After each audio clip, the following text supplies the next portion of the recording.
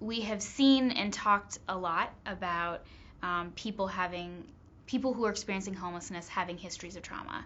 But what we also say is if you had no history of trauma, homelessness itself is traumatic. The loss of home, the loss of safety, the loss of sense of belonging and place and sort of who you are is profound and profoundly traumatic. Without exception, I think all of our clients have faced some sort of major trauma in their lives. Most of them have come from broken homes, abusive homes. Most of our women, I would say, and this is just probably anecdotal, but I would say at least 75 to 80% of our women have been sexually abused. Their past lives before becoming homeless were filled with trauma, and their lives in the shelter they're traumatized there by relationships, by the way society treats them.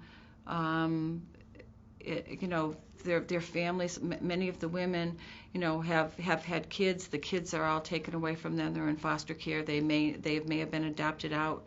They may only see them an hour or two a week. And what we know about trauma is that people develop a set of coping and survival skills to deal with that. And they're skills that may work and did work very effectively for them, whether in the violent relationship, whether in the childhood abuse situation or chaotic home environment, or on the street. We always say, why don't they get their lives back on track and go back to normal? But they don't know what normal is. Normal is dysfunction.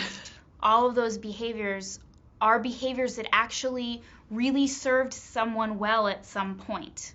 They were coping skills that worked effectively. They're not working effectively now, but we talk a lot with people about how in order to take a coping skill away that someone's hanging on to because they know it's worked, we have to work really hard to find them a valid replacement. When you can kind of put those glasses on and sort of see it that way, the behaviors feel like they're coming less out of left field and actually more like it would be strange if they didn't. And when trauma goes on for a long time, what people learn very specifically, I think early on, is that relationships aren't safe. As providers, lots of times we have such good intentions, and oftentimes when you offer help, you expect that people will take that help. But lots of times people are really defended against what people have to say and may respond by sort of doing the opposite, or respond by either withdrawing or being more aggressive or agitated or somehow sort of rejecting people's approaches initially. You have to learn as part of sort of engaging people that it's a long process and it's not one that necessarily follows sort of a clear course. There was this one particular man who had real scraggly gray hair, and he sat over in the corner and he ate by himself. I thought, one of these days I know he's gonna come to see me, and I don't know if I can do that, because the concept of homeless, even for me, was one of you're afraid of them because they live in a way to keep you at a distance from them because they don't trust you and they've had so many traumas in their lives.